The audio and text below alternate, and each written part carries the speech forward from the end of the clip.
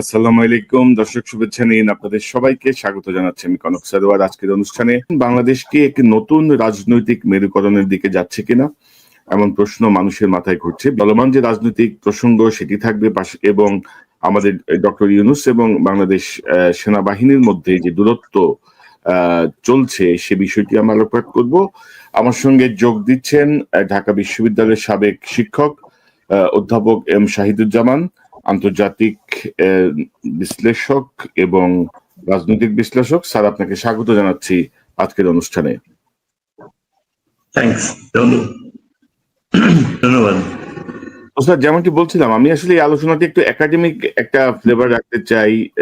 অনেকেই বুঝতে চাচ্ছেন, অনেকেই আসলে কি হচ্ছে কি হবে এগুলো জানতে চাচ্ছেন। অগ্রাহ্য করা যায়, অগ্রাহ্য করা হয়েছেও।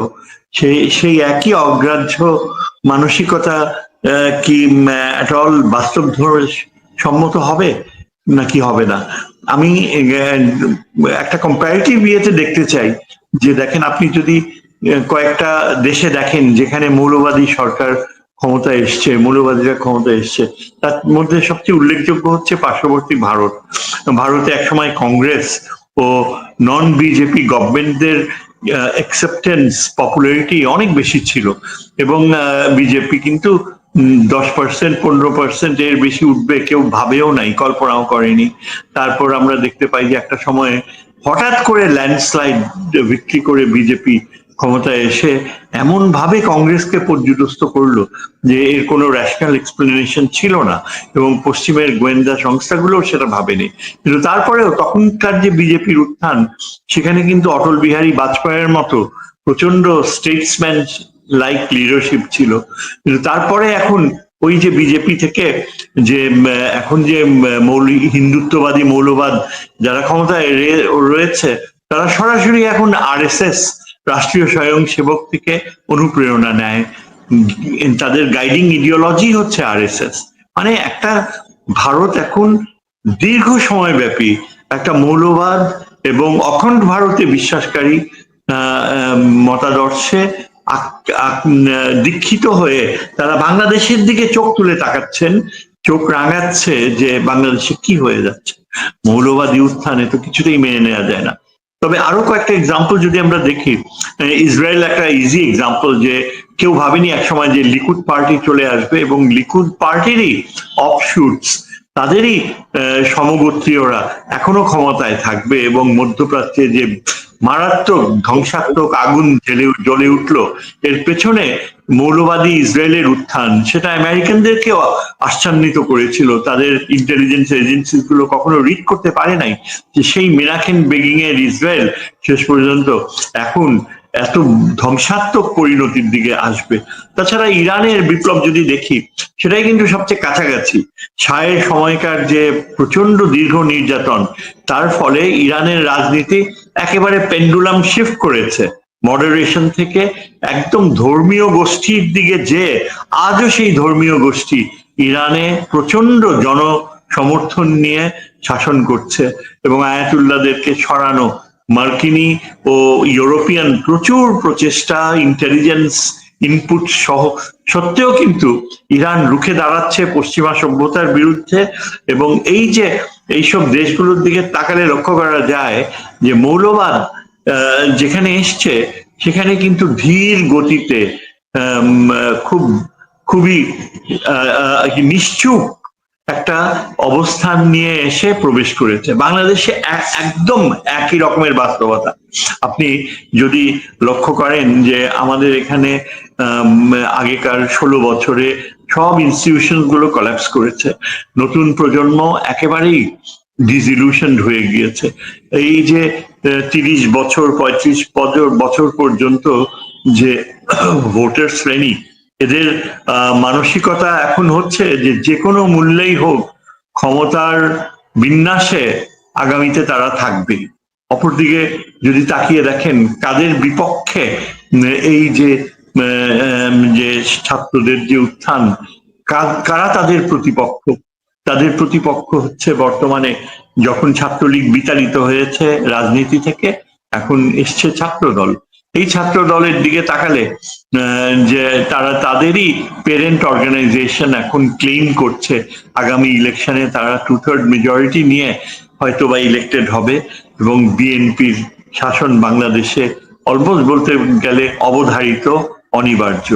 কিন্তু কথা হচ্ছে যে আমাদের মতো যারা বিশ্লেষক, যারা সাবধানী, তারা কিন্তু অত নিশ্চিত হতে পারছি না। কারণ আমি দেখতে পাচ্ছি, প্রথমে যে এক্সাম্পলটা আপনাকে বললাম, যে বিভিন্ন দেশে যেখানে মৌলবাদের উত্থান হয়েছে এবং সবচেয়ে কার্যকর হচ্ছে ভারত, এইসব দেশগুলোতে কিন্তু একেবারে পিছনের দরজা দিয়ে তারা ঢুকেছে। কেউ ভাবেনি, কোনো ইন্টেলিজেন্স স্টাডিও সেটা আজ করতে পারেনি, কিন্তু তারপর তারা একেবারেই 10%, 20% থেকে যে মেজরিটি সাপোর্ট নিয়ে ক্ষমতায় বসতে পেরেছে। শুধু আমি বাংলাদেশে সেরকম একটা পরিস্থিতি হওয়াটা অসম্ভব মনে করছি না। তার পেছনে অনেকগুলা ফ্যাক্টরস কাজ করে এবং সেগুলো এই বাংলাদেশে যে হঠাৎ করে ধরেন হাসিনা পালিয়ে যাওয়ার পরে ধরেন কি কারণে এই নতুন যে প্রজন্ম, জেনজি যে প্রজন্ম, সেই প্রজন্মের মধ্যে মানে কোন জায়গাটা আপনি মনে করেন যে ছাত্র শিবিরের প্রতি আকৃষ্ট করলো, বা আপনি যেটাকে বলছেন যে একটা ধর্মীয় রাজনৈতিক যে ধারা, এইটার প্রতি এই জেএনজি কেন আকৃষ্ট হলো, বা এই জায়গাটায় ছাত্রদল বা বিএনপির ব্যর্থতার জায়গাটা কি, এখন করণীয় কি, এই সব মিলে যদি একটু বলেন স্যার। ধন্যবাদ। যে বিষয়টা আমরা সাধারণত উপেক্ষা করি, এমনকি যখন সত্যিকারের যুদ্ধ ঘটে, ফিজিক্যাল ওয়ার, ধরেন এই যে রাশিয়া, ইউক্রেন, ইসরায়েল, উত্তর, সেখানে আমরা সামরিক সামর্থ্যকে সবচেয়ে বেশি গুরুত্ব দিয়ে থাকি। কিন্তু আমার কলিগ বাংলাদেশে একজন অত্যন্ত স্বনামধন্য সামরিক বাহিনীর স্কলার, লেফটেন্যান্ট জেনারেল আমিনুল করিম, হয়তো নাম শুনে থাকবেন। তিনি ডক্টর আমিনুল করিম হিসেবে বিভিন্ন ওয়েস্টার্ন মালয়েশিয়াতে অধ্যাপনা করেছেন। আমাদের এখানে তার প্রচুর কাজ রয়েছে, স্কলারলি ওয়ার্ক রয়েছে। প্রায় 3-4 বছর আগে ডক্টর আমিনুল করিম, যিনি চীন বিশেষজ্ঞ, তিনি অসাধারণ একটা বিষয়কে উত্থাপন করেছে যুদ্ধের ক্ষেত্রে সামরিক সমর্থনের ক্ষেত্রে। সেটা কি? সেটা হচ্ছে ইম্পর্টেন্স অফ ভ্যালুজ।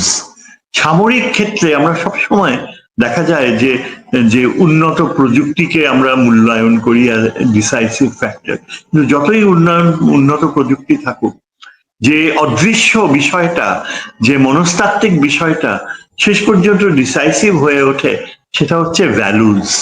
ভ্যালুজ কি? খুবই সহজ অর্থ, মূল্যবোধ।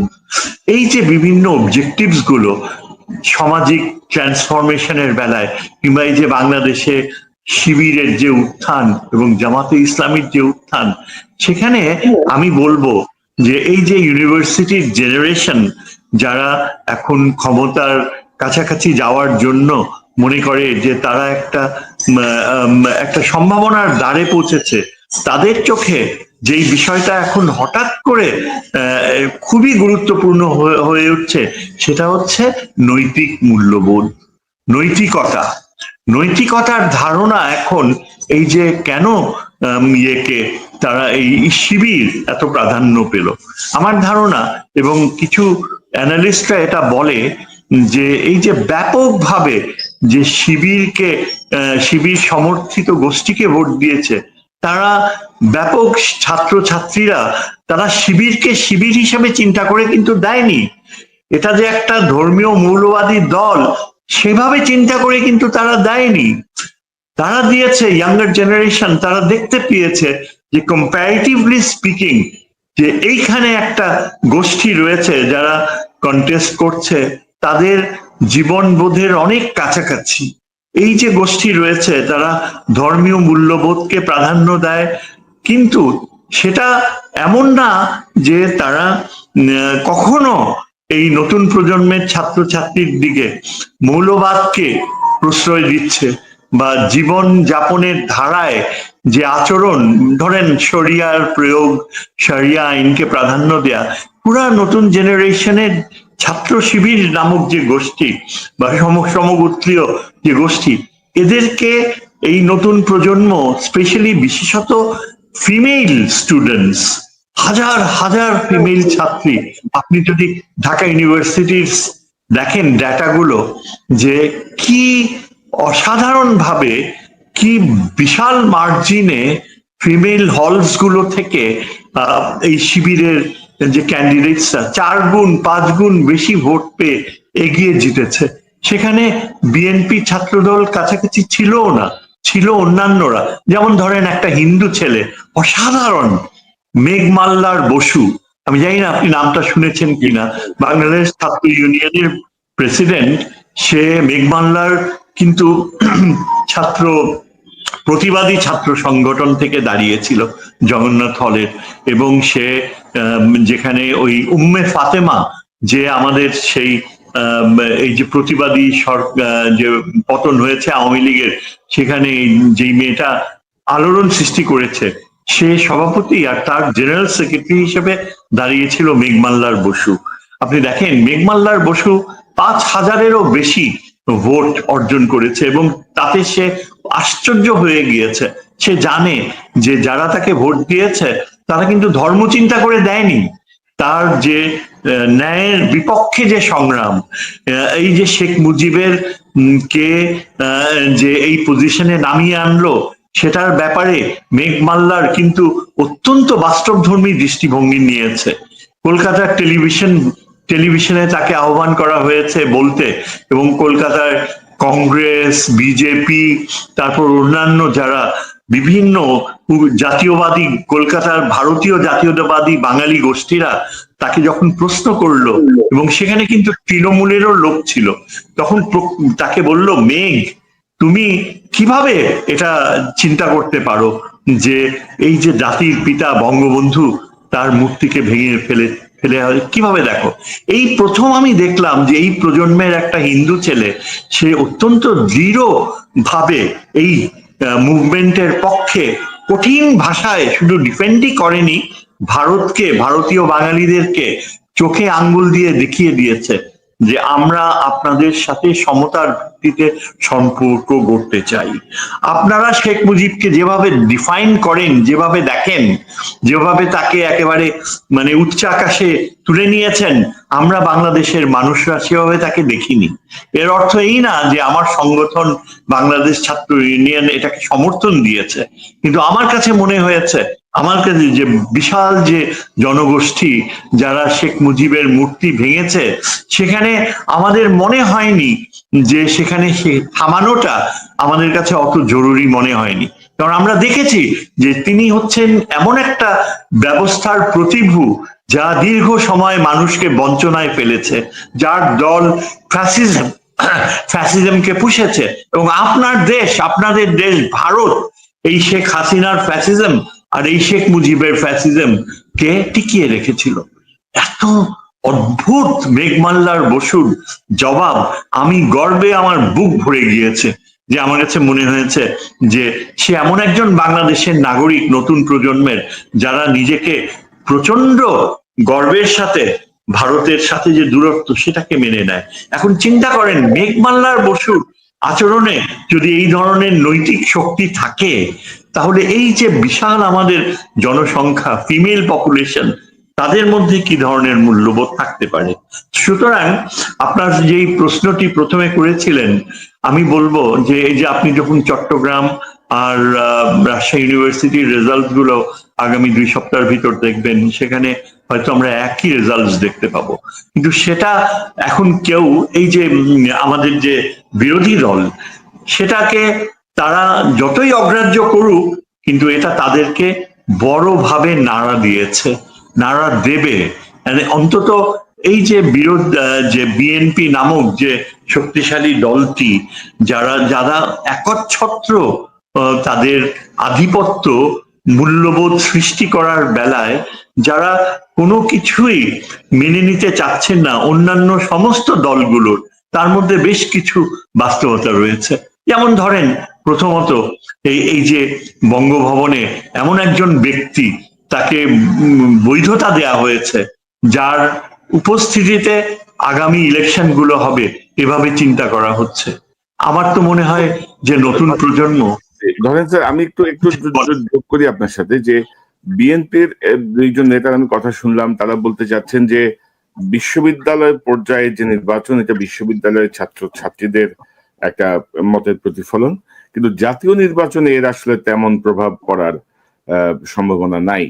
তো এটা আপনি মনে করেন কিনা, জাতীয় নির্বাচনে কতটুকু প্রভাব পড়তে পারে?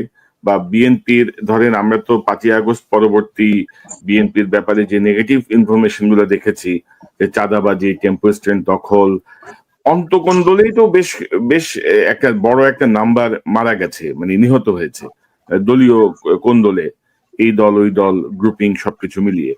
এবং আবার বিএনপিও ধরেন এর মধ্যে প্রায় 4,000 লোককে বহিষ্কারও করছে, কিন্তু তো বিএনপি যে ওদেরকে পুষতেছে তাও কিন্তু ঠিক না। তো এবং মানে এবং অনেক জায়গায় যেমন জাতীয় সরকারে তারা বাধা দিয়েছে, রাষ্ট্রপতি সরানোর ব্যাপারে তারা বাধা দিয়েছে, যেটি আপনি বলছিলেন। পাশাপাশি তারা নির্বাচনের ব্যাপারে বারবার জোর দিচ্ছিলেন, নির্বাচন চান, নির্বাচন চান, নির্বাচন চান। তো আপনি কি মনে করেন যে জাতীয় নির্বাচনে এই ছাত্র সংসদের প্রভাব কতটুকু পড়তে পারে, বা বিএনপির এই মুহূর্তে করণীয় কি? দেখেন, বিএনপি যদি এই ধরনের চিন্তা করে থাকে যে জাতীয় নির্বাচনে প্রভাব পড়বে না, নিশ্চয়ই সেই চিন্তার অধিকার তাদের রয়েছে। চিন্তা তারা করতে চায়, করুক, তাদেরকে কেউ তো আর বাধ্য করবে না।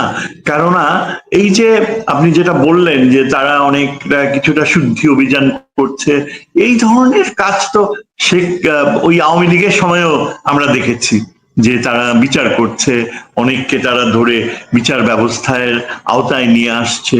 আমার কথা হচ্ছে যে বিএনপি মনে করে যে বিশ্ববিদ্যালয়গুলার প্রজন্ম, নতুন প্রজন্মের চিন্তাধারা এটা ম্যাটার করবে না, সীমিত থাকবে। হয়তো তাই থাকতে পারে, হয়তো তাই থাকতো। অতীতে অনেক সময় বিভিন্ন ডাকসু সহ অন্যান্য সংগঠন বিজয় লাভ করেছে। আমাদের এই যে মান্না বলেন, দুদু বলেন, রিপন বলেন, এরা সবাই ভিপি হয়ে এসছে, তারা জাতীয় রাজনীতিতে জয়েন করেছে। তাদের সাথে কথা বললে দেখবেন যে তারা হয়তো বলবে না যে বিশ্ববিদ্যালয় কেন্দ্রিক যে ছাত্রদের এই জেনারেশনের মতামত সেটা জাতীয় পর্যায়ে ম্যাটার করে।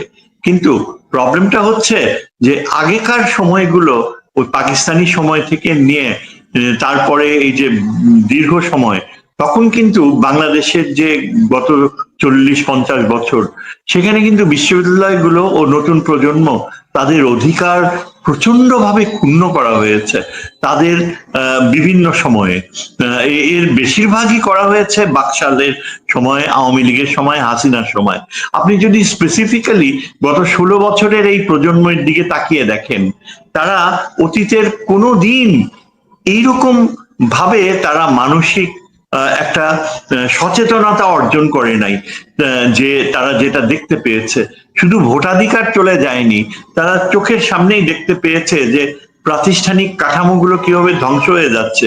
তাদের সচেতনতা, এবং সেটা বোঝাই যায় যদি তাদের বক্তব্যগুলো আপনারা শুনতে পারতেন।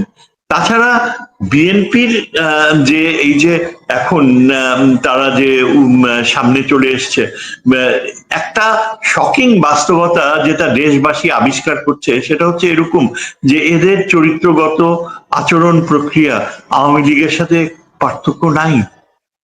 এই কথা আপনি বিশ্বাস করেন বা না করেন, আমি করি বা না করি, কিন্তু আমার ধারণা ব্যাপক জনগোষ্ঠী, সাধারণ মানুষ মনে করে যে আওয়ামী লীগ যেমন এটা কয়েনের এই পিঠ ও পিঠ। আপনি যদি এদেরকে লক্ষ্য করেন যে এদের নেতৃত্ব, সেখানে কতখানি পরিবর্তনের বা সচেতনতার বা নৈতিকতার আস্থা রয়েছে, সেটাই প্রশ্ন সাপেক্ষ, যেটা প্রকটভাবে নতুন প্রজন্মের চোখে পড়ে। যারা এখন বিএনপি বলেন, যারা নেতৃত্বে রয়েছে, তাদেরকে নিয়ে সবচেয়ে বড় যেটা উৎকণ্ঠা, সেটা হচ্ছে যে এটা ভারত নিয়ন্ত্রিত একটি দল।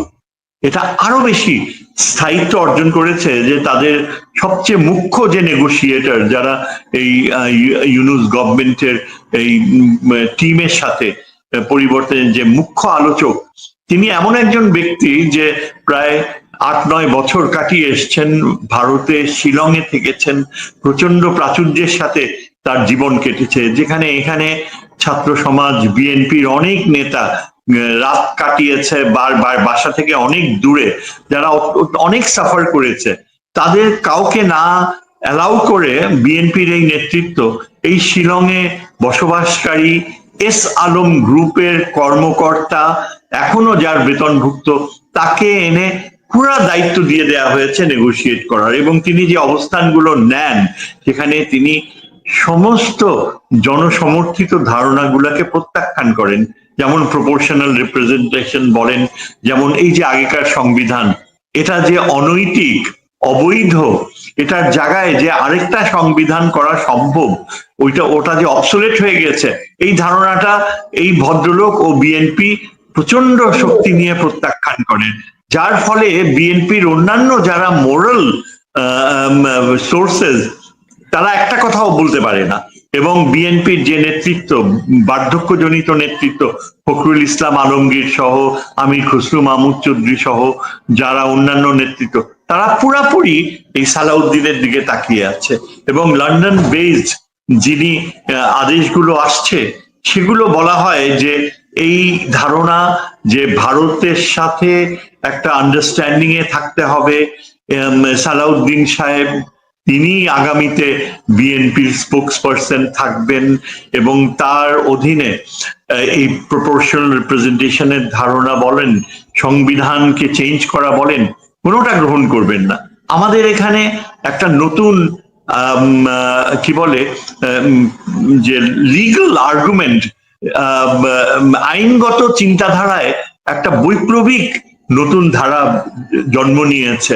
আমি জানি না কনক আপনি কি শুনেছেন কিনা, আমাদের একজন মধ্যবয়স্ক লয়ার আবু হেনা রাজ্জাকি, তার নাম আবু হেনা রাজ্জাকি, খুবই প্রমিনেন্স অর্জন করেছে টেলিভিশন মিডিয়ায়, অত্যন্ত শক্তিশালী তার গলা, এবং তিনি যখন কথা বলেন এমন একটা নতুনত্ব নিয়ে আসেন আইনগত ইন্টারপ্রিটেশনের বৈধতাকে, যে তার বিপক্ষে ভালো ভালো লয়ার যারা বিএনপির বলেন, তারাও কিন্তু খুব বেশি সাকসেসফুলি দাঁড়াতে পারে না। একটা পয়েন্ট আমি শুধু বলে নেই, যে তার অবস্থান, যেখানে তিনি বলছেন যে যেদিন শেখ হাসিনা বাংলাদেশ ছেড়ে চলে গিয়েছে, তার সাথে সাথে ওই আগেকার সংবিধানের মৃত্যু ঘটেছে।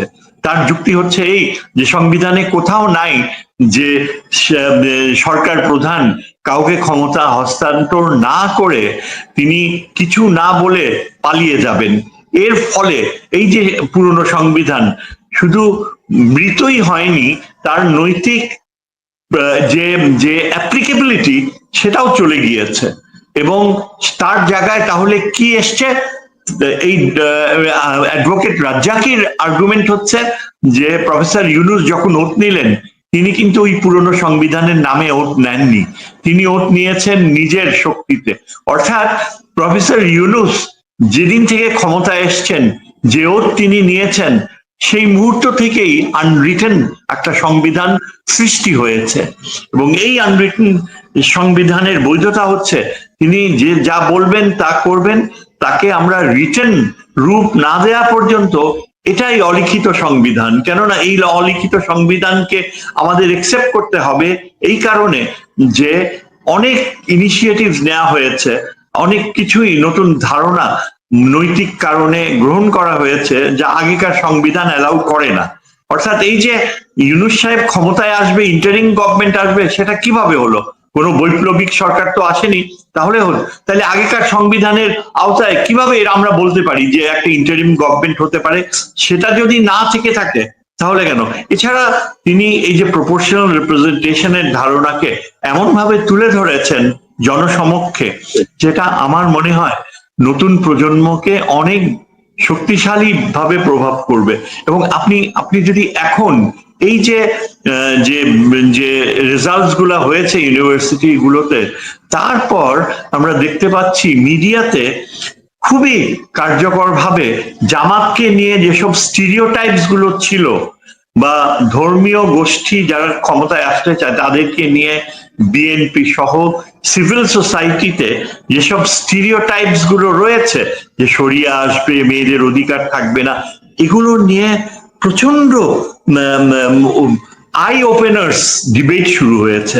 যেমন ধরেন মেয়েদের কি বাধ্যতামূলকভাবে হিজাব করতে হবে জামাত আসলে? দুইজন খুব স্পষ্টবাদী ধর্মভিত্তিক ব্যক্তিত্ব হঠাৎ করে বাংলাদেশে উদ্ভব হয়েছে। একজন হচ্ছে, আপনি নিশ্চয়ই চিনবেন, যে মার্কিন যুক্তরাষ্ট্রে হাওয়ার্ড ইউনিভার্সিটিতে অধ্যাপনা করছেন ভদ্রলোক, তার নাম ডক্টর গালিব। ঢাকা বিশ্ববিদ্যালয় তিনি all through first class first, তাও এই আওয়ামী পিরিয়ডে তাকে ওই ফিজিক্স ডিপার্টমেন্টে জয়েন করার, কেমিস্ট্রি বোধহয় জয়েন করতে দেওয়া হয়নি, আজকে হাওয়ার্ড ইউনিভার্সিটিতে পড়াচ্ছেন। বাংলাদেশে আসার পরে প্রত্যেকটা ইস্যুতে এখন তিনি অত্যন্ত এনলাইটেন্ড ওপিনিয়ন দিচ্ছে, এবং আমরা দেখতে পাচ্ছি যে মিডিয়া সহ নানান যে সিভিল সোসাইটির যারা ক্রিটিক্স, যারা খোলা মনে দেখছে, তারা কিন্তু তাদের যে, এবং আরেকজন হচ্ছে শিশির মুনির, যিনি এই যে লয়ারদের ডিফেন্ড করেছে, এরা দুজনই কার্যকর। ইন্টারেস্টিংলি এনাফ এরা দুইজনই ধরেন স্যার, জামাত এবং শিবিরের পক্ষে যারা কথা বলছেন তারা যেভাবে যৌক্তিকভাবে এবং পিন পয়েন্ট ভাবে তাদের বক্তব্য তুলে ধরছেন, বিএনপির পক্ষ থেকে কিন্তু সেটি কাউন্টার করার মতো আমরা তেমন কাউকে পাচ্ছি না। তারা এক ধরনের আবেগ, তারা এক ধরনের তথ্য, যে কথাগুলো মানুষের মধ্যে আছে, আওয়ামী লীগের যে মুক্তিযুদ্ধের চেতনার যেই বক্তব্য, সেগুলোকে সামনে নিয়ে আসছেন। তো এখন ধরেন স্যার, যে আমি যদি এই বিষয়ে একটু আরেকটা কথা অ্যাড করতে চাই, যেটা আমার কাছে সবচেয়ে ভয়ঙ্কর মনে হয় বিএনপির ব্যাপারে। দেখেন, বিএনপির কোনো মতাদর্শই তো নাই, কোনো ইডিওলজি নাই। আওয়ামী লীগের একটা ইডিওলজি ছিল, তারা এই যে বাকশাল, তারা মতাদর্শে আওয়ামী লীগের দলীয় একটা ইয়ে ছিল, ফ্যাসিস্ট ইডিওলজি। এবং আওয়ামী লীগে যারা এখনো আস্থা রাখে, যেমন অনেক মিডিয়ার ব্যক্তিত্ব, যেমন এই যে আমাদের জিল্লুর তৃতীয় মাত্রার, এবং তার মতো এই যে মাসুদ কামাল মতো জার্নালিস্ট, এরা সবসময় বলে যে আওয়ামী লীগের ব্যক্তিদের বিচার করতে পারেন, কিন্তু দল তো কোনো দোষ করেনি। আমার কথা হচ্ছে, দল দোষ করেনি এটা কিভাবে বলছেন? ফ্যাসিজম যখন লালিত হয়েছিল, জার্মান নাৎসি পার্টিকে কি ব্যান করা হয়নি? জার্মান নাৎসি পার্টির সমর্থক লক্ষ লক্ষ কোটি কোটি লোক ছিল, তাদেরকে কি ভুলে যেতে হয়নি? আজকে যদি জিল্লুর বা মাসুদ কামাল বলে যে কোটি কোটি আওয়ামী লীগের সাপোর্টাররা কোথায় যাবে, কোথায় যাবে? এটা কেমন প্রশ্ন? দল কোথায় যাবে? দল তো দায়ী। যদি নাৎসি পার্টি দায়ী হয়ে থাকে, তাহলে আওয়ামী লীগের ফ্যাসিস্ট দলও দায়ী, এবং ওই দলটি ব্যান্ড হয়ে যাবে যদি বিচার প্রক্রিয়া হয়। এবং আওয়ামী সমর্থক যতই কোটি কোটি হোক না কেন, ঠিক নাৎসিস্ট পার্টির সমর্থকদের যেমনি সাবডিউড হয়ে অন্য রাস্তা খুঁজতে হয়েছে, আওয়ামী সাপোর্টারদেরও একই পথে খুঁজে যেতে হবে। এখন বিএনপির কথা আমি যেটা বলছি, দেখেন, বিএনপির যে মতাদর্শ ছিল সেটা জিয়াউর রহমানের মতাদর্শ। কি ছিল জিয়াউর রহমানের চিন্তাধারায়? সেখানে ছিল যে আমরা এই দেশে একটা গণতন্ত্র সর্বাত্মকভাবে গড়ে উঠবে, মাল্টি পার্টি ডেমোক্রেসি। এবং তিনি যেই বিষয়টা প্রাধান্য দিয়েছে, তিনি জামাতকে টেনে নিয়েছেন, তার দলে অন্তর্ভুক্তি করেছে। তিনি কিন্তু ইসলামিক ধারণাকে, ইসলাম গাইডিং ফোর্স, ইসলামী বিশ্বের সাথে ঘনিষ্ঠ সম্পর্ক এবং পশ্চিমা বিশ্বের সাথে যে সম্পর্ক থাকবে, তার পাশাপাশি চীন ও মুসলিম ওয়ার্ল্ডের একটা নিবিড় অংশ হবে, সেটাই ছিল কাম্য। কিন্তু এই যে এখন বর্তমান বিএনপি নেতৃত্ব, তারা কিন্তু একদম জিয়াউর রহমানের চিন্তাধারাকে তারা একসেপ্ট করে নেয়নি। এরা এখন লিবারেল ডেমোক্রেসির কথা বলে। ফখরুল ইসলাম আলমগীর বলে যে বিএনপি লিবারেল ডেমোক্রেসিতে বিশ্বাস করে। আমি বলবো, জিয়াউর রহমানের যে বিএনপি যে মতাদর্শ, সেটা কখনো লিবারেল ডেমোক্রেসি বলতে সেকুলারিজমকে প্রশ্রয় দেয়নি। জিয়াউর রহমান সেকুলারিজমের ধারণাকে একসেপ্ট করেনি। জিয়াউর রহমানের চিন্তাধারা ছিল যে বাংলাদেশের সৃষ্টি এবং এর পেছনে যে ইতিহাস, সেখানে শেরে বাংলা, সোহরাওয়ার্দী এরাই ছিল মুখ্য উদ্যোক্তা।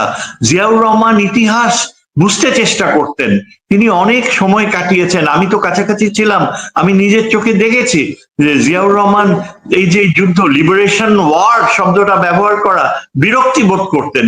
তিনি আমাদেরকে ব্রিফ করার সময় বলতেন, লিবারেশন ওয়ার আবার কি? আমরা কি লিবারেটেড হয়েছি? কিসের থেকে লিবারেটেড হয়েছি? আমরা, এটা স্বাধীনতা যুদ্ধ ছিল, আমরা স্বাধীন হয়েছি।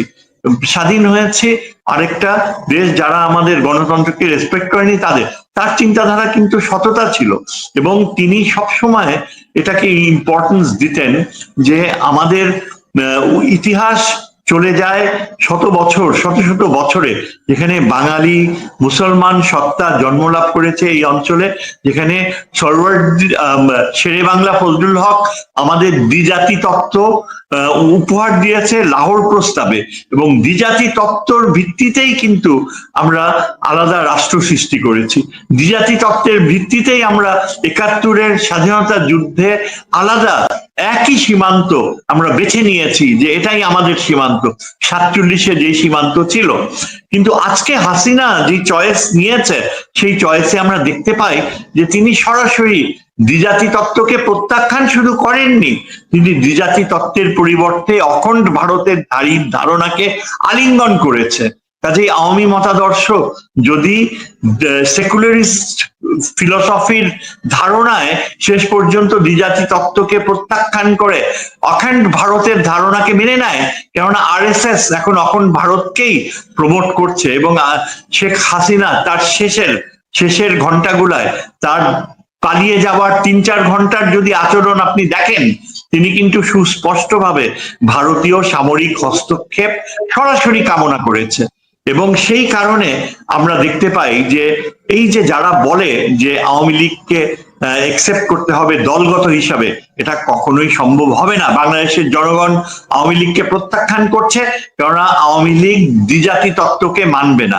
এখন আপনি যদি বিএনপির উপরে এই থিওরি অ্যাপ্লাই করেন, আপনি দেখেন এই ফখরুল ইসলাম আলমগীররা, এরা এই যে তারা এই যে আপনি সালাউদ্দিন, যিনি 9 বছর কাটিয়ে আসছে ভারতে, যিনি এখন নেতৃত্ব দিচ্ছে, তাকে এই অবস্থানে রাখার কি বাধ্যবাধকতা ছিল? কেন বিএনপি কি আর নেতা ছিল না? এখন আজকে জি আপনি যেটি বলছিলেন যে জিয়াউর রহমানের যে আদর্শ বা যে আইডিওলজি তিনি প্রতিষ্ঠা করেছেন, সেটিকে অতিক্রম করার মতো কোনো মেধা আমরা এখনো দেখছি না। মানে সেটিকে অতিক্রম করার মতো সেই যোগ্যতা আমরা এই পর্যন্ত কারোর মধ্যে দেখি নাই। এটা হচ্ছে বিশেষত 5ই আগস্টের পরে বিএনপির প্রতিটা সিদ্ধান্ত কেমন যেন স্যার একটা এলোমেলো, একটা গোলমেলে বিষয়। আবার ধরেন এই ছাত্র সংসদ নিয়ে ওরা যেটি বলছে যে গত 15 বছরে আমাদের সংগঠন ঠিক মতো ছিল না, আবার এখনো কিন্তু অন্তকন্দল আছে। তো বিএনপির এই যে সংকটকালীন সময়, বা ধরেন আমি যদি বলি যে একটা শক ওয়েভে যে পড়লো বিএনপি, একটা যে ধাক্কা, বেগম খালেদা জিয়াকে কি বিএনপি কোনো সামনে আনতে পারে এই সময়ে? ধরেন আপনি কি মনে করেন? বেগম খালেদা জিয়া কিন্তু অনেক হয়ে গেছে। আমি মনে প্রাণে সেটাই চেয়েছিলাম। বেগম খালেদা জিয়া সবই জানেন, সবই বোঝেন, কিন্তু উনি মুখ ফুটে কিছুই বলতে পারছেন না। এমনও হতে পারে যে তার স্বাস্থ্যগত সীমাবদ্ধতা রয়েছে, কিন্তু সবচেয়ে ভালো হতো এটাই, তিনি অনেকবার বলেছেন দুঃখ করে যে যেসব বিএনপির নেতা যাদের কোনো আইডেন্টিটি ছিল না, যারা বিএনপির হাত ধরে বিশাল সম্পদের পাহাড় গুনেছে, আজকে তারা আমার পাশে নাই, তাদের উপর কোনো নিয়ন্ত্রণ নাই। বেগম খালেদা জিয়ার যে দীর্ঘশ্বাস ছিল, যার কারণে তিনি হাসিনার সময়ে রাজনীতি বিমুখ হয়েছিলেন, সেই বাস্তবতা তাহলে এখনো কেন একই রকম ভাবে চলছে? কেন তিনি লন্ডনে থাকার পরে যখন ঢাকায় ফিরে আসলেন, তার কি স্বাস্থ্য এতই খারাপ যে তিনি চেয়ারে বসে জনগণের প্রতি বলতে পারবেন না, নেতৃত্ব দিতে পারবেন না? তার কি স্বাস্থ্য এমনই খারাপ যে তিনি যদি সামনে থাকতেন, যে ভারত তার জন্য যে পরিণতি সৃষ্টি করেছিল, তাকে যে মৃত্যুর পথে ঠেলে দিচ্ছিল, এই ভারতের গোয়েন্দা বাহিনী হাসিনার মাধ্যমে, তার প্রেক্ষাপটে বেগম খালেদা জিয়ার যে চিন্তাধারা, যেখানে পাকিস্তান খুব গুরুত্বপূর্ণ অবস্থান পেয়েছিল তার সময়ে, যেটা জিয়াউর রহমানের সময়ও ছিল, সেটা এই যে শাসকরা তারা আসতে দিচ্ছেন না। এমনকি আমার তো সন্দেহ হয় যে তারেক জিয়া যে লন্ডনে বসে আছেন, সেখানে তারেক জিয়ার সাথে তার মায়ের কতখানি সম্পৃক্তি রয়েছে আমি জানি না। আজকে বিএনপি অনেক অন্যরকম থাকতো যদি বেগম খালেদা জিয়া চেয়ারে বসে হলেও, ঠিক যেমন আপনি সেকেন্ড ওয়ার্ল্ড ওয়ারে আপনার রুজভেল্ট হুইল চেয়ারে বসে আমেরিকার সেকেন্ড ওয়ার্ল্ড ওয়ার পরিচালনা করতে পেরেছিল। অনেকেই আছে আমাদের আধুনিক বিশ্বে যাদের শারীরিক সীমাবদ্ধতা থাকতেও তারা কিন্তু দেশকে নেতৃত্ব দিয়েছে। বেগম খালেদা জিয়ার পক্ষে সেটা সম্ভব ছিল, বেগম খালেদা এটা জিয়া হতে দিচ্ছে না। না গুরুতর অসুস্থ, বাট এই সংকটকালীন সময় আমার মনে হয় যে তাকে যদি সামনে আনা যায়, বিএনপির দলগতভাবে হয়তো লাভবান হতে পারে। কারণ এখন স্যার যেসব নেতারা বড় বড় কথা বলছেন, তারা কিন্তু বেগম খালেদা জিয়ার যে 6টা বছর যে তিনি কারাবন্দী ছিলেন, একটা শক্ত আন্দোলন কিন্তু তারা করতে পারে নাই বেগম জিয়ার মুক্তির জন্য। কেউই পারেনি।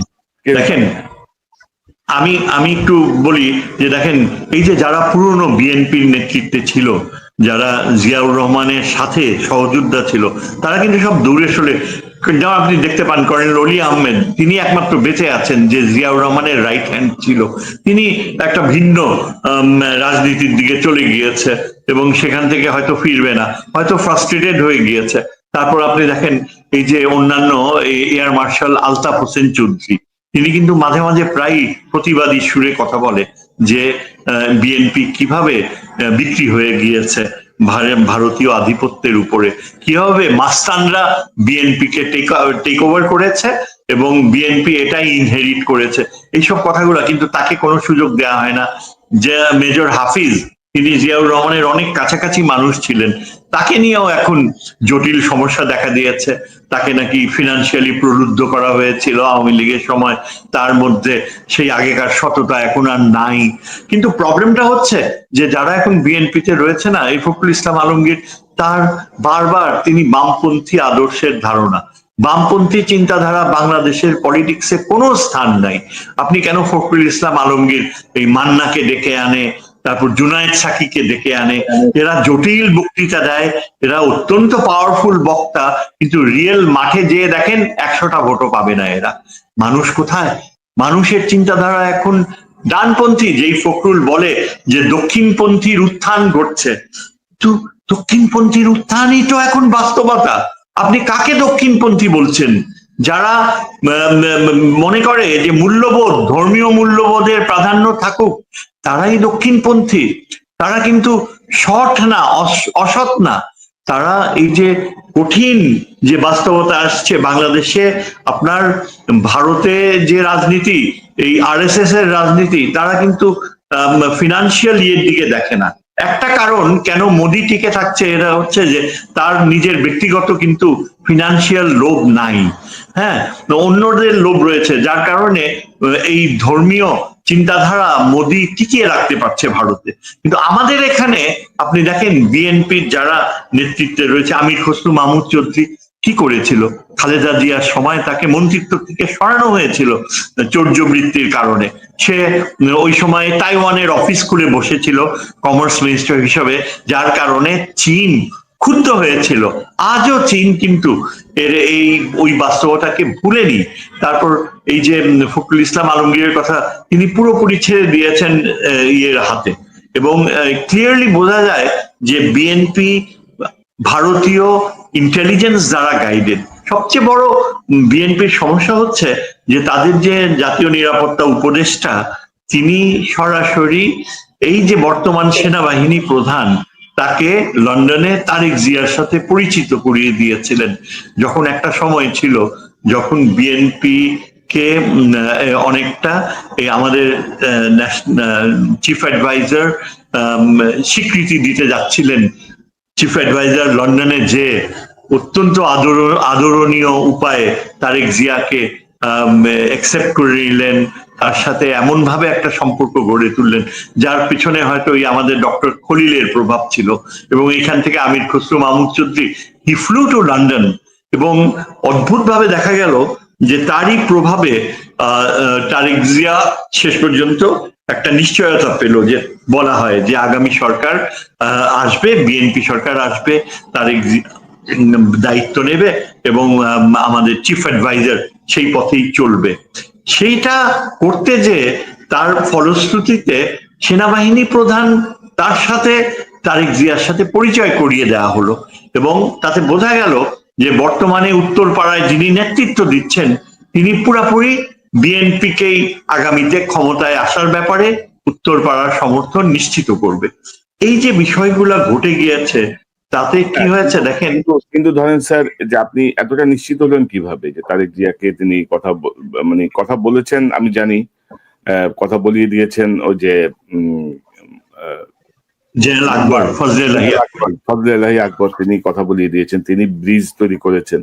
কিন্তু জেনারেল ওয়াকারের ভূমিকা কি সেটি মনে হচ্ছে? জেনারেল ওয়াকারের ব্যাপারে আমরা যেটা শুনতে পাচ্ছি, ডক্টর ইউনূসের সঙ্গে একটা দূরত্ব তৈরি হয়েছে, তিনি গুম খুনের বিচার করতে দিচ্ছেন না, তিনি আওয়ামী ফ্যাসিবাদীদেরকে সরাতে দিচ্ছেন না, সবাইকে তিনি আরো শক্তিশালী করেছেন। তো এটা কি ইঙ্গিত দেয় যে তিনি বিএনপির পক্ষে আছেন বা বিএনপি সরকার গঠন করুক তিনি চান? দেখেন, তিনি বিএনপির পক্ষে ছিলেন যে সময়টায় মনে হচ্ছিল, সেই সময়টাই কিন্তু এটা এই যে জেনারেল আকবর যিনি এই রোলটা প্লে করেছে, তিনি তার গ্রহণযোগ্যতা অনেক কমে গিয়েছে এখন। বিএনপির মধ্যে যারা একটা প্রাক্তন সামরিক বাহিনীর অফিসার রয়েছে, তারাই প্রশ্ন তুলছে যে জেনারেল ওয়াকারকে বিএনপির ইয়ে করা, তাকে সুযোগ করে দেয়া, এবং এই ফজলে আকবর একটা আপনার গবেষণা প্রতিষ্ঠান দাঁড় করিয়েছে যেখানে ওয়াকার এসে সরাসরি বিএনপির পক্ষে একটা অবস্থান নিয়েছিল, কিন্তু সেটা বুমারাং করেছে যখন ওয়াকার তার ক্রেডিবিলিটি হারিয়েছে। সেনাবাহিনীতে দেখা গেল যে নানান রকমের দুর্নীতির প্রশ্রয় দেয়া, সেখানে অযোগ্য হাসিনা সময়কার সেনাপতিদেরকে টিকিয়ে রাখা, যেটা এখনো ঘটে যাচ্ছে। তার সাথে এখন বিএনপি সরাসরি টাইড আপ হয়ে গিয়েছে এবং সেখান থেকে বিএনপি বের হতে পারছে না। আপনি দেখেন, এই যে বিএনপির নেতৃত্ব যারা আছে, ফখরুল ইসলাম আলমগীর সহ, এরা কিন্তু একবারও সামরিক বাহিনীর নেতৃত্বের ব্যাপারে এটা বলছে না যে সামরিক বাহিনীর যারা চাকরিচ্যুত অফিসার, যাদের চাকরিতে ফিরে যাওয়া উচিত ছিল, তাদের ব্যাপারে একটা কমিশন হওয়া উচিত। এই বিষয়টা বিএনপি একবারও তুলে ধরছে না। তারা একবারও বলছে না যে এই যে আমাদের গোয়েন্দা বাহিনী গুলোয় সেখানে যে ব্যাপকভাবে আওয়ামী লীগের ছাত্রলীগেরা ঢুকেছে এবং যারা এখনো রয়েছে মিড লেভেলে, হায়ার লেভেলে পর্যন্ত, শত শত, অনেকে বলে যে ন্যাশনাল এনএসআই তে কয়েক হাজার আওয়ামীরা এখনো মধ্য পর্যায়ে এসে পুরা গোয়েন্দা বাহিনীর গোয়েন্দা চর্চাকে দূষিত করছে। এটা তো সত্যি কথা, এটা তো বাস্তবতা। কিন্তু বিএনপি নেতৃত্বের মুখ বন্ধ কেন? কেননা তারা অলরেডি এই ওয়াকারুজ্জামানের প্রতি আনুগত্য নিশ্চয়তা করেছে। ওয়াকারুজ্জামানের যোগাযোগটা হচ্ছে ভারতীয় নেতৃত্বের সাথে। এই যে মাত্র গত পরশুদিন বা কাল মোদি কলকাতায় এসছে, ভারতীয় ইস্টার্ন কমান্ড ফোর্ট উইলিয়ামসে তিনি দেখা করেছেন, তিনি দীর্ঘ সময় কাটিয়েছেন। ভারতীয় সংবাদ মাধ্যমের জানা গেল যে এই ইস্টার্ন কমান্ড এখন ব্যাপক প্রস্তুতি নিচ্ছে। তারা শিলিগুড়ি সহ পূর্বে এবং অন্যান্য 3টি ডিভিশন তারা ব্যাপকভাবে এক্সারসাইজেস করছে। এখনো আমরা জানি না যে বাংলাদেশের নিরাপত্তা কতখানি নিশ্চিত। এই যে নিরাপত্তা প্রশ্নে এই বিএনপি নেতৃত্ব এতখানি কম্প্রোমাইজ করছে, ওয়াকার ডিপেন্ডেন্স একেবারেই পূর্ণাঙ্গতা অর্জন করেছে, এটা আমাদের নিরাপত্তা কতখানি নিশ্চিত করতে পারে, এটা কতখানি। কারণ একটা লক্ষ্য করে থাকবেন, কয়েকদিন থেকে এই যে আমাদের যে কমিশনের নেতৃত্ব ডক্টর আলী রিয়াজ, তিনি প্রথম আলোতে একটা সাক্ষাৎকার দিয়েছে, বলছে যে ফেব্রুয়ারির মধ্যে ইলেকশন না হলে বাংলাদেশে নিরাপত্তা সংকট দেখা দিবে। হোয়াট ডাজ হি মিন? কি নিরাপত্তা সংকট দেখা দেবে? কেন? উনি কি মিন করতে চাচ্ছে? আমার সন্দেহ হচ্ছে যে আপনি ডক্টর আলী রিয়াজ বলেন, এই টিআইবির ডক্টর ইফতেখারুজ্জামান বলেন, বদিউল আলম মজুমদার বলেন, এরা কিন্তু প্রত্যেকেই তাদের যে ওয়েস্টার্ন সংগঠনগুলো, এনজিও গুলোর পক্ষে তারা এই যে বাংলাদেশের ভবিষ্যৎ নিয়ে কাজ করছে। এদের আগেকার প্রাথমিক কমিটমেন্ট ছিল যে বাংলাদেশে তারা মৌলবাদের উত্থান কোনোভাবেই হতে দেবে না, এটা ছিল তাদের ভাষা। ইফতেখারুজ্জামান আমার এখনো মনে পড়ে, সেটা কিন্তু কখনো সে ইলাবোরেট করে না, যার ফলে আমার সন্দেহ হয় যে তারা চাইছে যে যত তাড়াতাড়ি সম্ভব আপনি এই ইলেকশনের মাধ্যমে যেন বিএনপি ক্ষমতায় আসে। এখন আপনি মিলিটারি রিফর্মস গুলো করছেন না, তার ফলে কি দাঁড়াচ্ছে? পুরো সামরিক গোয়েন্দা বাহিনী কিন্তু ইলেকশন ইঞ্জিনিয়ারিং এর যে পথ, সেটা খোলা থাকছে। আজকে আমরা ইলেকটোরাল রিফর্মস বলতে যেটা মিন করি, দেখেন এই যে কমিশন গুলো হয়েছে, যেখানে বদিউল আলম মজুমদার আর আমাদের আলী রিয়াদ বসেছে, তাদেরকে একবারও শুনেছেন যে সামরিক বাহিনী রিফর্মস এর কথা তারা বলছে? তারা কি একবারও চিন্তা করছে যে আগামী ইলেকশনের আগে সামরিক বাহিনীর এসেনশিয়াল রিফর্মস গুলো না হলে যে কতখানি অস্থিতিশীল বাস্তবতা সৃষ্টি হতে পারে সেটা তারা অ্যাড্রেস করেছে? করেনি। কেন করেনি? কারণ আমাদের ইউনূস সাহেব এই একটা এরিয়াতে he is blind, he is totally blind. জাতীয় নিরাপত্তার বিষয়টা বারবার তুলে ধরি আমরা কয়েকজন, যে প্রফেসর ইউনূসের উচিত হবে যে সামরিক বাহিনীতে প্রফেশনালিজম ফিরিয়ে আনা। দেয়ার আর ব্রিলিয়েন্ট অফিসার্স যারা চাকরি খুইয়েছে, আপনি জানেন হয়তো যে একজন রিটায়ার্ড কর্নেল, লেফটেন্যান্ট কর্নেল, তার নামটা ভুলে গেলাম, এই পিছনে বাবরি চুলওয়ালা প্রায় টক শো গুলোতে আসে, লেফটেন্যান্ট কর্নেল হাসিন, রাইট। আপনি জানেন তার মতো একজন বীর অফিসার যে খেতাব প্রাপ্ত, তার নামের পাশে লেখা হয় বরখাস্তকৃত। এত বড় দুঃসাহস, এত বড় অপমান করার সাহস পায় কিভাবে যে একটা বীর? আচ্ছা, আপনি দেখেন তারপরে অন্যান্য যারা রয়েছে, আমি বলি যে হাসান নাসির বলে একজন ব্রিগেডিয়ার, তিনি বারবার সিভিল সোসাইটির সাথে সেমিনার করছেন, বারবার দাবি তুলছেন। এই একটা এরিয়াতে পুরা ব্লাইন্ড, আর বিএনপি এই এরিয়াটা অ্যাড্রেস করছে না। কি হবে আগামী এই মাসগুলোতে? দেখা যায় এই যে দেখেন এখন কালকেই জামাত কিন্তু মিটিং কল করে তারা একটা ক্লিয়ার অবস্থান নিয়েছে যে আমি এই প্রসঙ্গে আসছি, আমি জাস্ট এই প্রসঙ্গটা শেষ করে এই প্রসঙ্গটা ঢুকবো যে ডক্টর ইউনূস তো সশস্ত্র বাহিনীর উপরে ওনার যে কন্ট্রোল ওভার দরকার ছিল ওটা উনি করতে পারলেন না কেন? এবং ধরেন ডক্টর ইউনূস বঞ্চিত অফিসারদের প্রমোশন এসব ব্যাপারে জেনারেল হাফিজকে দিয়ে যে কমিশন করে দিয়েছেন, সেই কমিশনও কিন্তু কার্যকর ভাবে কাজ করতে পারছে না, এটা আপনি জানেন। তো ডক্টর ইউনূস কেন এতটা কি বলবো, এতটা ঢিলে ঢালা ভাবে আর্ম ফোর্সেস কে হ্যান্ডেল করলো? কোথায় সমস্যা আপনি মনে করেন, কেন পারলেন না উনি? এটা একেবারেই তার চারিত্রিক দুর্বলতা। আপনি যদি লক্ষ্য করেন ডক্টর ইউনূসের ব্যক্তিত্ব, তিনি আন্তর্জাতিকভাবে যেসব অর্জনগুলো করেছেন সেই অর্জনগুলোর তার ভূয়সী প্রশংসা করা হয়েছে। তিনি বাংলাদেশে এখন অনেকটা অর্থনৈতিক স্থিতিশীলতা এনেছেন, কিন্তু তার যে other side of the character, psyche, আপনি তার যদি সাইকোলজিক্যাল প্রোফাইল দেখেন, উনি একেবারেই এই বিষয়ে তার মানে ইচ্ছাকৃত একটা অবহেলা, আমি এই ভাষা ব্যবহার করছি, এমন না যে তিনি ইনঅ্যাডিকুয়েসি না, এটা একটা অবহেলা, অত্যন্ত শ্রুড এবং ইচ্ছাকৃত ভাবে তার মনস্তত্ত্ব এমন ভাবে পরিচালনা করা যে তিনি এটা অ্যাড্রেস করেন। তাকে বারবার বলা হয়েছে, তিনি এমন না যে তিনি জানেন না, কিন্তু এর জন্য আপনাকে দেখতে হবে যে প্রথমেই যখন এই যে তৈরি করা হয়েছিল, ডক্টর ইউনূসকে যখন বসানো হয়েছিল, তখন এটা তো আর্মি চিফ সরাসরি বলেছে যে তিনি বুকে পাথর বেঁধে রাজি হয়েছেন, তিনি চাননি। আর্মি চিফ চেয়েছিলেন ওই আসিফ নজরুলকে করতে, এমনও শোনা যায় যে ওই ইকবাল করিম ভুঁইয়াকে কথাও নাকি চিন্তা করা হয়েছিল। কিন্তু ডক্টর ইউনূসকে যখন বসানো হলো, তার সাথে যেসব অ্যাডভাইজার্সদের বসানো হলো, সেখানে ডক্টর ইউনূসের খুব বেশি চয়েসেস ছিল না। এবং তখন থেকেই তিনি দেখতে পেয়েছেন যে সেনাবাহিনী প্রধানের, যিনি সরাসরি বলতে পারলেন যে আমি বুকে পাথর বেঁধে তাকে একসেপ্ট করলাম, তখনই কিন্তু ডক্টর ইউনূসের হেল্পলেসনেস বুঝে গিয়েছে। তিনি তখন অ্যাক্ট করলেন না। তিনি যদি সাথে সাথে তিনি বলতেন যে যে সেনা প্রধান আমাকে একসেপ্ট করতে এত নিমরাজি, তাকে আমি না রেখে আমি আরেকজনকে রাখছি। পরে তিনি এতই হেল্পলেস হয়ে গেলেন যে তিনি যখন সেনাবাহিনী প্রধান চেঞ্জ করতে চাইলেন, সেটা কিছুই করতে পারলেন না। এখন পুরাপুরি বঙ্গভবনে যিনি বসে আছেন, প্রফেসর ইউনূসকে প্রত্যাখ্যান করতেও তিনি আপত্তি করেন না। এবং এই যে দূরত্বটা হয়েছে, প্রফেসর ইউনূস কোনোভাবেই সেখানে হাত দিতে চান না, রিফর্মস আনতে চান না। বলা হয় যে হয়তো তিনি আগামী কয়েক মাসে এই দূরত্ব আরো ভয়াবহ আকার গেইন করবে। তিনি প্রফেশনাল রিপ্রেজেন্টেশনের কথা মোটেই আনতে চান না। তার দুর্বলতা হচ্ছে চট্টগ্রাম প্রীতি। এবং এটা অত্যন্ত বিরক্তিকর।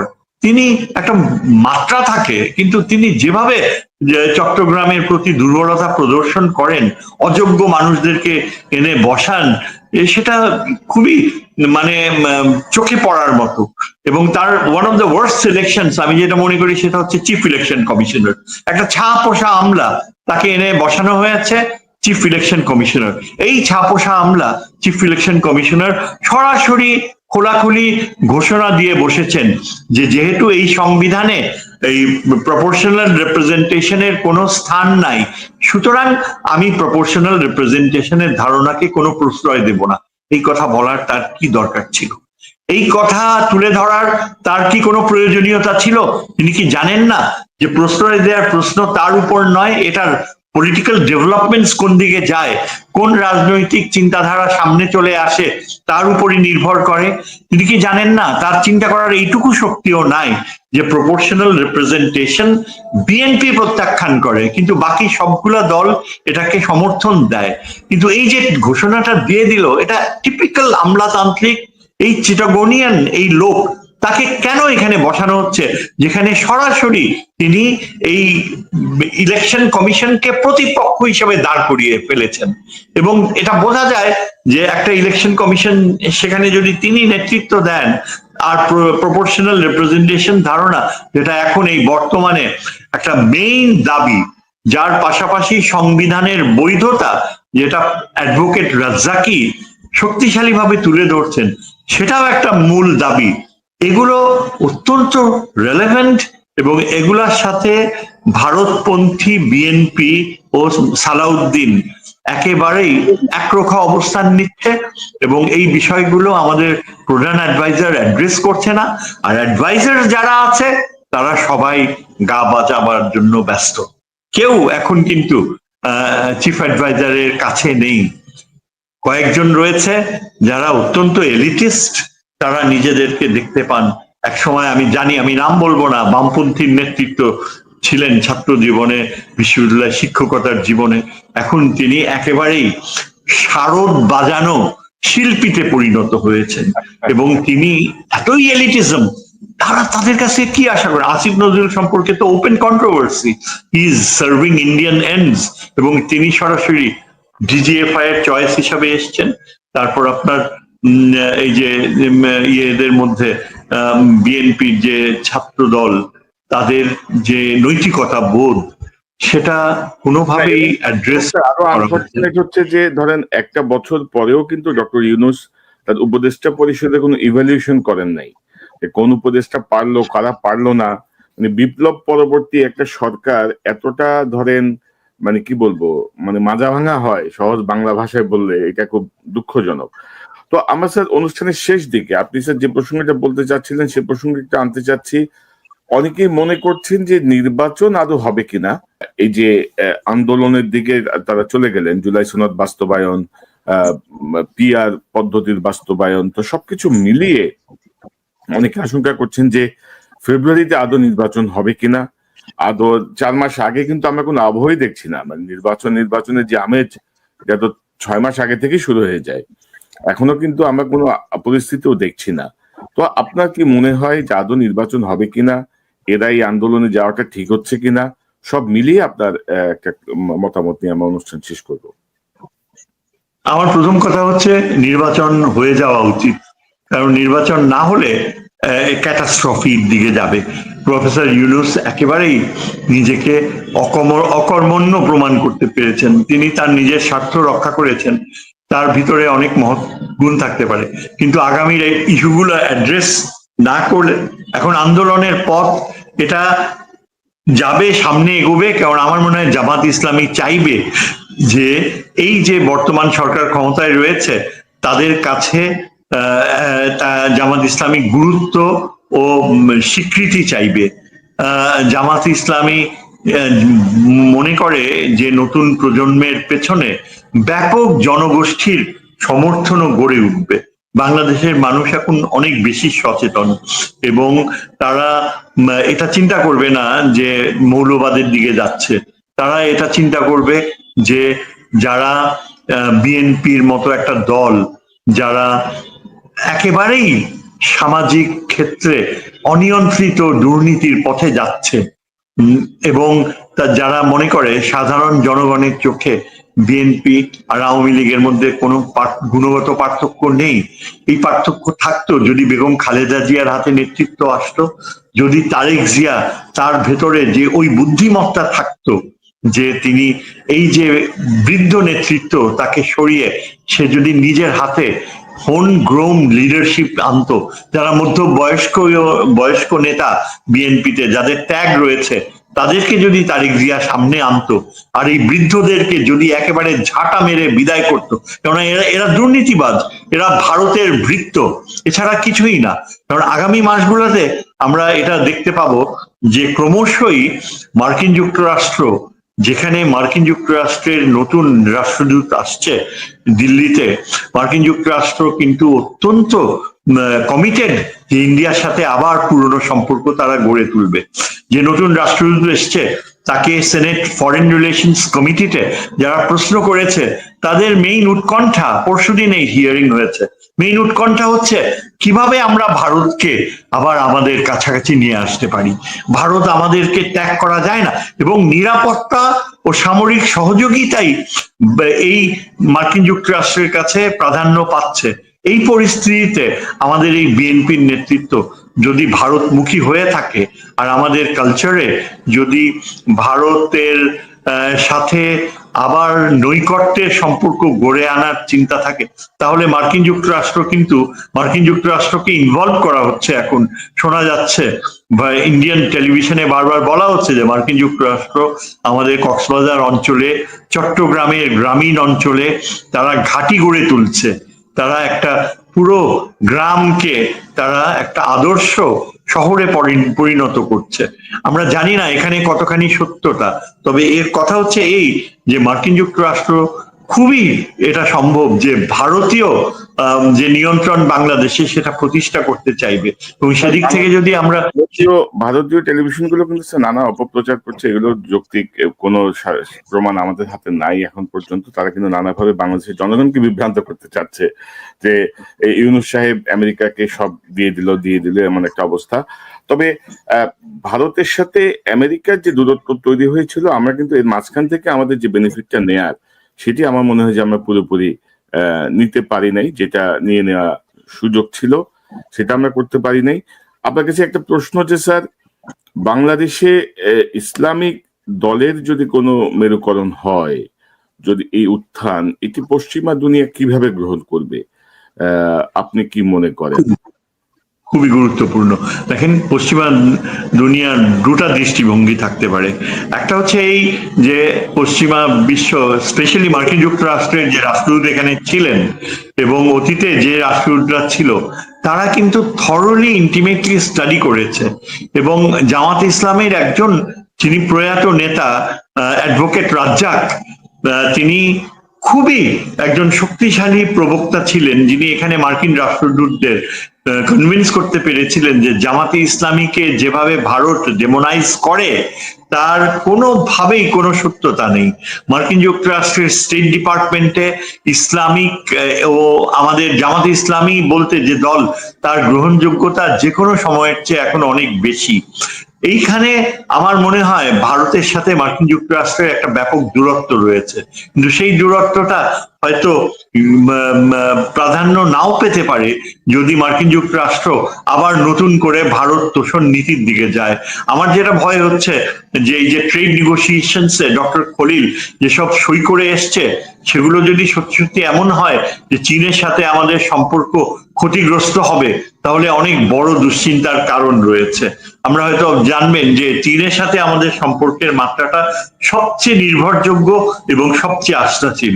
বর্তমানে এই সরকার ডক্টর খলিলুর রহমান সহ এই যে আমাদের পররাষ্ট্র উপদেষ্টা, তারা কিন্তু অনেকাংশেই চীনের সাথে সম্পর্কের বিষয়টা একেবারেই নিশ্চুপ হয়ে গিয়েছে, এবং এটা একটা দুশ্চিন্তার কারণ।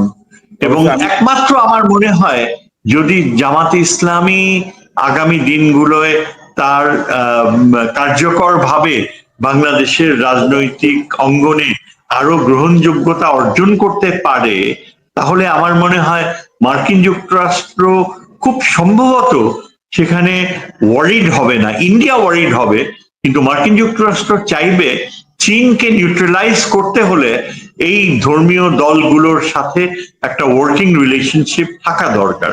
এবং সেদিক থেকে চিন্তা করলে এটা বিএনপির জন্য কিছুটা হয়তো মানে একটা ডিসঅ্যাডভান্টেজ সৃষ্টি হতে পারে আগামী দিনগুলোতে। মানে স্যার একটা একটা একটা জটিল একটা মানে সমীকরণ, জটিল একটা অবস্থার মধ্য দিয়ে আমরা যাচ্ছি। এবং আমরা অ্যাকচুয়ালি স্যার আজকে সাধারণ মানুষের মনে যে প্রশ্নগুলো সোশ্যাল মিডিয়া বা বিভিন্ন জায়গায় যে আলোচনাগুলো হচ্ছে সেগুলো নিয়ে আপনার কাছ থেকে একাডেমিকলি বোঝার চেষ্টা করলাম যে কি হতে যাচ্ছে। এবং স্যার আজকে আমাদের প্রায় 1 ঘন্টা পার হয়ে গেছে আমাদের আলোচনায়। আমি খুব সহসাই আপনার সঙ্গে একটু যদি সময় দেন স্যার, আমরা চীন এবং পাকিস্তানের সাথে বাংলাদেশের যে সম্পর্ক, আপনি জানেন যে নতুন করে রিকানেক্ট হচ্ছে, এটা নিয়ে আবার নানা ধরনের অবস্থা তৈরি করা হচ্ছে। চীন পাকিস্তান সব মিলিয়ে আমাদের এই রিজনের বাংলাদেশের অবস্থান কি বা কোন দিকে যাচ্ছে সেটি আমরা খুব সহজে, আপনি যদি সময় দেন আগামী 2-1 দিনের মধ্যে আমরা একটু আলোচনা করতে চাই। অধ্যাপক এম শাহিদুজ্জামান, আপনাকে অসংখ্য ধন্যবাদ আপনার মূল্যবান সময়ের জন্য। নিশ্চয়ই আপনি এই আলোচনাটা অনেক কিছু বুঝতে সহায়তা করবে, অনেক রাজনৈতিক দলকেও তাদের সঠিক সিদ্ধান্ত নিতে সহায়তা করবে যদি তারা ইতিবাচক ভাবে এটিকে গ্রহণ করেন। আপনাকে অসংখ্য ধন্যবাদ। দর্শক, এতক্ষণ যে অনুষ্ঠান শুনলে নিশ্চয়ই আপনি আলোচনার মর্মার্থ উপলব্ধি করতে সক্ষম হবেন। চলমান যে রাজনৈতিক পরিস্থিতি, যে নতুন রাজনৈতিক মেরুকরণের কথা বলা হচ্ছে, সার্বিক পরিস্থিতি সবকিছু মিলিয়ে একটি একাডেমিক ডিসকাশন অধ্যাপক এম শাহিদুজ্জামান, ঢাকা বিশ্ববিদ্যালয়ের সাবেক শিক্ষক, আন্তর্জাতিক সম্পর্ক বিশ্লেষক এবং রাজনৈতিক বিশ্লেষক, তার কাছ থেকে আমরা শুনলাম বাংলাদেশের প্রধানতম রাজনৈতিক দল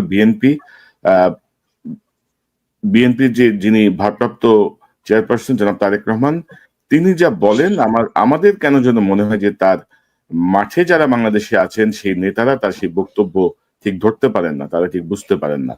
হয়তো এখন যে পরিস্থিতি, বিএনপি একটু বেকায়দায় আছে মনে হচ্ছে আপাত দৃষ্টিতে সার্বিকভাবে। হয়তো তারেক রহমান সাহেব যদি দেশে ফিরতে পারেন, দেশে ফিরেন, হয়তো যদি হাল ধরেন, তার বক্তব্য যদি সরাসরি মানুষের কাছে যায়, মানুষ যদি তার বক্তব্য সরাসরি তাকে দেখে শুনতে পারে, হয়তো কিছু গুণগত পরিবর্তন আসলেও আসতে পারে। আর তিনি যদি ফিরে আসেন, হয়তো অনেকের মুখে, জোকের মুখে চুন পড়ার মতো অবস্থা হবে, অনেকেই হয়তো নিজেকে গুটিয়ে নেবে, হয়তো বিএনপির মতো এই দলটা ঐতিহ্যবাহী জিয়াউর রহমানের যে আদর্শের যে দল সেটি হয়তো রক্ষা পাবে। তো সার্বিকভাবে যে পরিস্থিতি যেদিকে যাচ্ছে, তাতে বোঝা যাচ্ছে যে আমাদের নতুন প্রজন্ম পুরাতন কাসুন্দি ঘাটতে রাজি না। নতুন প্রজন্ম তাদের মতো করে ভাবছেন, এবং তার একটা প্রভাব হয়তো আমরা জাতীয় নির্বাচনে হয়তো দেখতে পাবো। তবে নির্বাচন আদৌ হবে কিনা, আমাদের সেনাবাহিনীর যে ভূমিকা আমরা দেখছি, ডক্টর ইউনূসের যে শিথিল অবস্থা আমরা দেখছি, সব মিলিয়ে নানা ধরনের শঙ্কা আছে। নিশ্চয়ই আমরা সে বিষয়গুলো সময়ের সাথে সাথে এই চ্যানেলে আলোচনায় তুলে আনবো। দর্শক, এই চ্যানেলটি সাবস্ক্রাইব করে আমাদের পাশে থাকুন, এই চ্যানেলের মেম্বারশিপ নিয়ে আমাদের পাশে থাকুন। আবারও দেখা হবে ইনশাল্লাহ। আসসালামু আলাইকুম।